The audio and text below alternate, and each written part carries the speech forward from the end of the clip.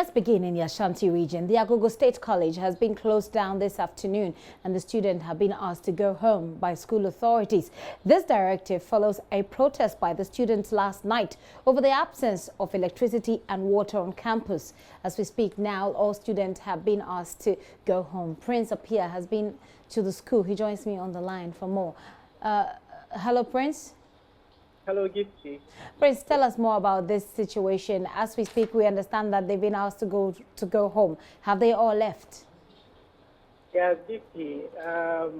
Almost all the students have left. The only people you can see on campus are some of the teachers and school authorities on campus. So most of the students have left around 12:30 after a parade by school authorities and a committee set up by the Regional Education Directorate. After the parade, when the announcement was made that the students are supposed to go home, the school is going to be closed down, they were asked that by 2 p.m., every student, the last person, should leave the school. So immediately after the parade, around 1, all the students started leaving the campus, and by 2, District, hold on for me, Prince. Let me engage the education director, district education director for Agogo, who joins us also on the line. Mr. Fari, thank you so much for your time this afternoon. Thank you, and thank you for having me. Right. As we speak, we understand that the school, the Agogo State College authorities have asked the students to go home. What is your own version of the story? What happened? Yes, as you rightly said, violent demonstrations in this time is not an action that is tolerated anywhere, no matter the level of your grievances. If you are aggrieved in any way, there are traditional and legitimate ways of voicing out your grievances without resorting to any violence. You see, destroying lives and properties and all that. And so, Ghana Education Service, we condemn this action in no uncertain terms. And so, when the incident happened around 11:30 last night, I had to alert all the security agencies to come rush the compound to help minimize the destruction of school properties that the students had embarked upon. And so, from that time up to this morning, we never had any rest. We had to inform all the major stakeholders, including the Regional Director of Education, the District Chief Executive, the Oman, and all others. So we all had to rush to the scene. And we listened to the headmaster and his lieutenants in the school and a cross-section of the student population.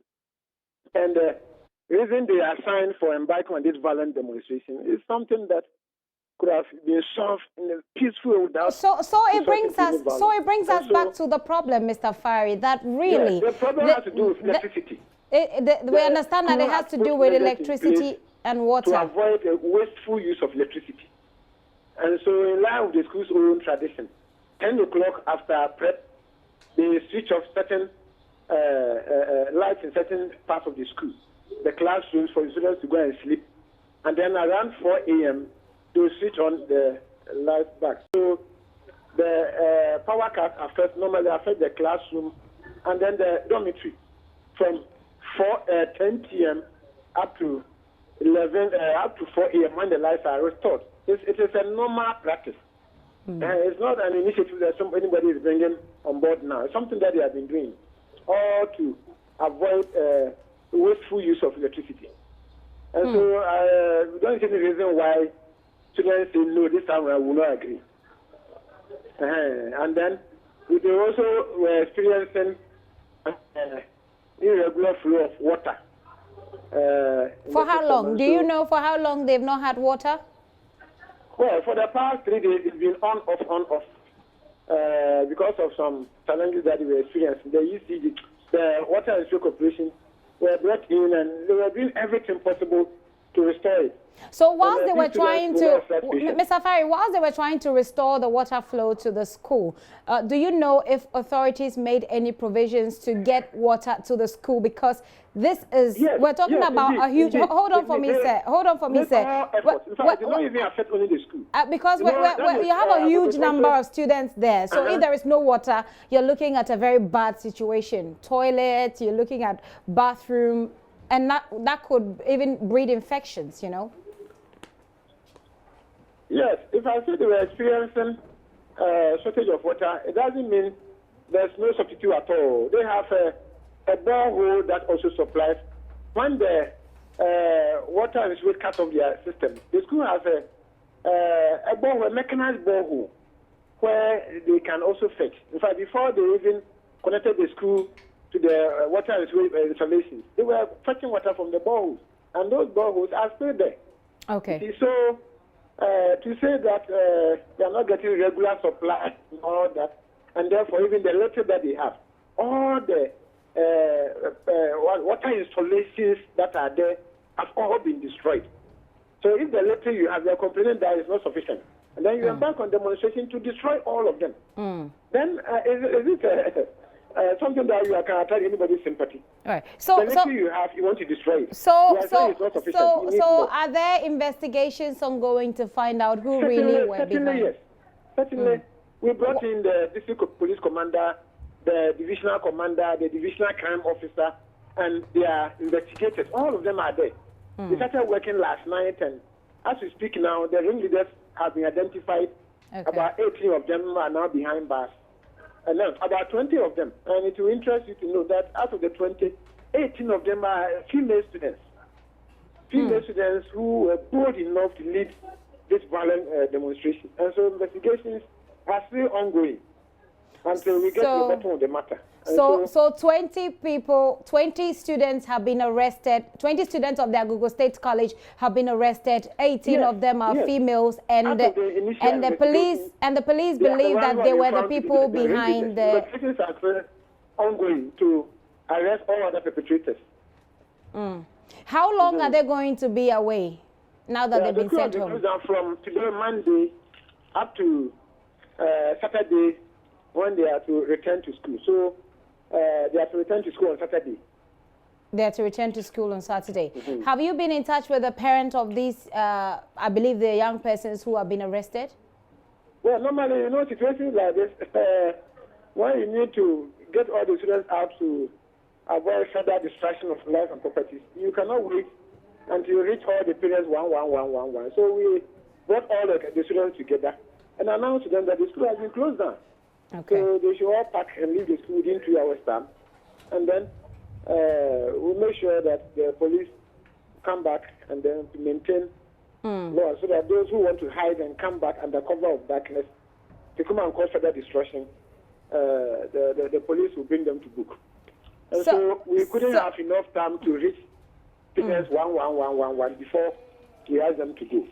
Okay, so for the things that have been destroyed, can you tell us what's the level of destruction? What did they destroy? Oh, for the destruction, I cannot enumerate all of them. Okay. The school bars also sustained injury, windscreens broken. They entered the assistant senior housemaster domestic, the assistant housemaster domestic office and vandalized everything on site. They went to the guidance and counseling coordinator's office and destroyed everything. They attempted to break into the school's computer lab, and the police were very smart, very fast, and prevented them. But not until they had destroyed three air conditioners. Three air conditioners that were installed outside. All of them were destroyed. And then the street lights in the school, about 15 of them, these students throw stones and all the grasses. So they destroy all street lights on campus. And then a lot more I cannot enumerate here. Right. So it was a distraction on the large scale. And so we need our reporter. Our reporter will help us with that. But who is going to bear the cost of these destructions?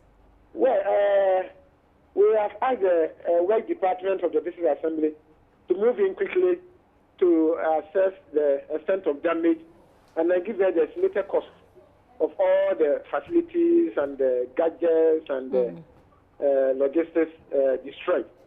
And so offhand, I cannot give you the estimated costs, but it will run into several thousands of cedis. And we've made the students aware that when we get to know the actual cost, we are going to surcharge all of them.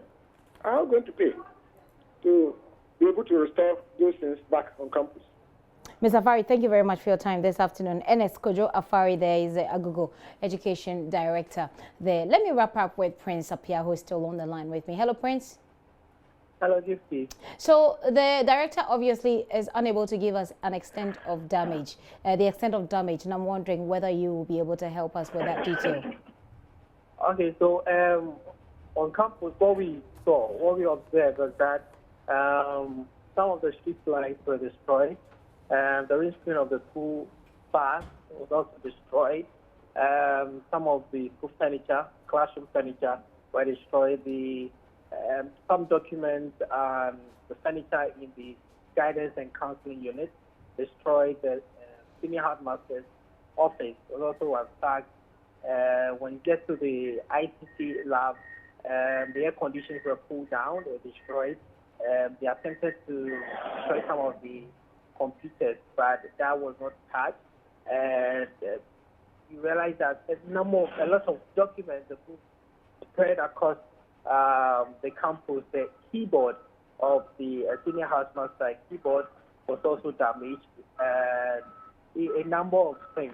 Some of the things are the extent of damage, I should say, we observed when it got to campus. Well, the director has just told us that they've arrested about 20 people who are suspected to have been involved or masterminded this demonstration, violent demonstration, I must put it. 18 of them are women, are female students. How much do we know about this, and can we confirm that? Yeah, what we know is that the number of students are 22. 22 students were arrested, and 18 of the 22 were female students. And the information we gather is that it was the females that actually led this particular protest because they were fed up.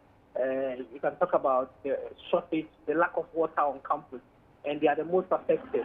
So they led this particular protest.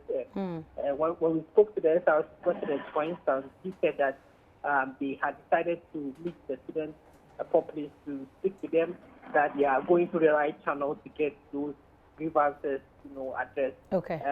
Mind you, this water problem has been there since last term, and not for 3 days. And not 3 days, as the director says. Yeah, not for 3 days. So they've been experiencing water shortages since the last term.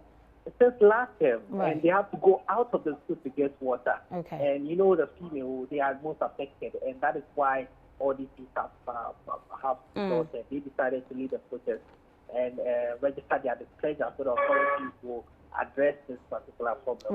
Were you able to speak to any of them, the students?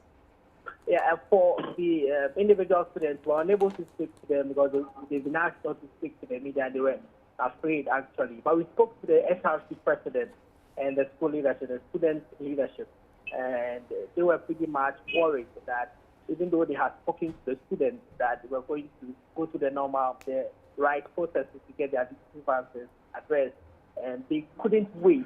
They tell me that as of last night, most of the female students had told them that they cannot wait any longer, and that they were going on the protest, and that they started the protest. So they were disappointed, actually, but they felt that they should have waited a little bit. But they will continue to engage the school authorities to ensure that these challenges are addressed.